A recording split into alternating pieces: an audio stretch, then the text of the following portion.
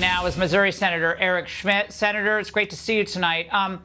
The Democrats' plan to drag, poor old Biden across the finish line in November seems to be, at least with this lawfare angle, falling apart. Is there still vulnerability for former President Trump in this current case? Now, I think you see from a legal perspective, Laura, all these cases, for slightly different reasons, are collapsing. But the one thing they do have in common is that they were all brought as an effort to interfere with the election, to try to throw their chief political opponent, President Trump, in jail for the rest of his life. I mean, this is, really, we've never seen anything like this in this country. This is Soviet-style justice, which is like, show me the man, I'll show you the crime. That was the basis for all these actions. But from a political perspective, I think these cases, honestly, have added jet fuel to President Trump's campaign. The American people see this. They're going to reject this. This is not how they want to see this country and the legal system devolve. But there's no rule, there's no norm, there's no law that the Democrats won't bulldoze to, quote unquote, get Trump. And so I think he's going to come out ahead on this. The American people aren't going to tolerate this sort of willful effort to subvert the legal system to try to get their political opponent in prison. I mean, it's totally nuts that we're even talking about it in this way. But then there's the other star witness, Senator, and his name is Michael Cohen. Now, this was last night on CNN, and you could kind of sense that what happened with Stormy on the stand, they almost think that same thing is going to happen with Cohen. Watch. I think the defense will ask Michael Cohen, do you hate Donald Trump? Oh, my goodness. Hate's not the right word. I mean, it's his entire livelihood. He's going to embrace this. I mean, some poor intern on the defense team is probably listening to every podcast this guy's ever done, every TikTok he's ever done. It is over the top. I've never seen anything like the level of personal hatred and bias that Michael Cohen will have. Well, so it becomes a personal and a political vendetta against Trump. If that's the case, does it not, Senator? Absolutely, and these witnesses are all incredibly impeachable while they're on the stand.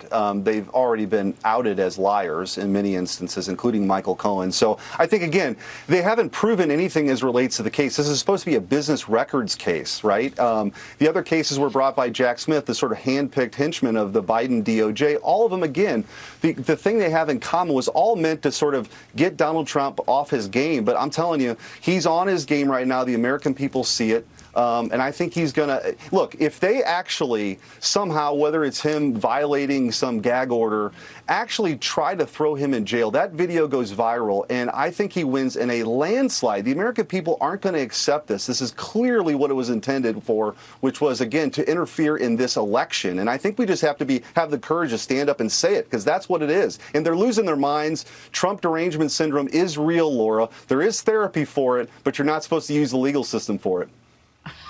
Senator, the funniest thing of many funny things that occurred today on cable news was when I actually heard a Democrat on another network complaining that Trump wasn't doing a rally today.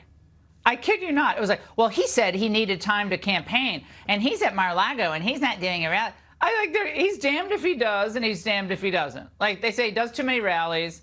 Then they're saying he's not doing enough rallies. Now they want him to do. I think they're just running out of. They're grasping at straws, and the paper straws don't last very long.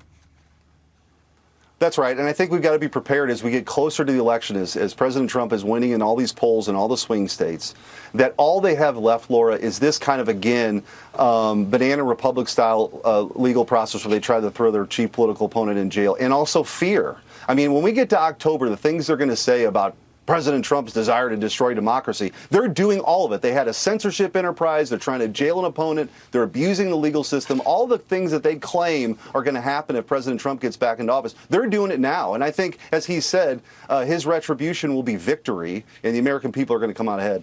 There's no reason he should testify in this trial. Don't you agree? Absolutely no reason.